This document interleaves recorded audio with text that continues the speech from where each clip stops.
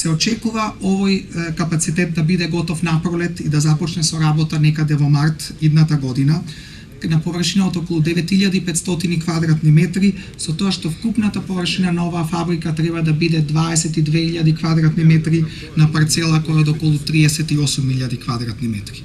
Во фабриката, како што веќе слушнавте, ќе се произведуваат најсофистицирани компоненти за потребата на глобалните компании од автомобилската индустрија. Реализацијата на инвестицијата на Гентерм е уште еден доказ дека во зависност од бизнис плановите на инвеститорите и нивните потреби и потребите на специфична квалификувана работна сила, компаниите се повеќе не го гледаат само Скопје како опција, туку се почесто се лоцираат во градовите во внатрешноста на Македонија, што е многу важно за развој на инфраструктурата на слободните зони, како и допринесување кон рамномерниот регионален развој. Паралелно со изградбата на ова фабрика се привршува изградбата на зоната во Прилеп.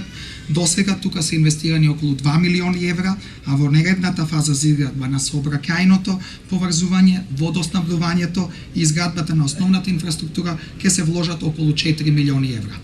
Вкупно на оваа зона од околу 68 хектари ќе има 23 градешни парцели организирани во 13 блока, каде што ќе можат свое катче да најдат големи глобални светски компании.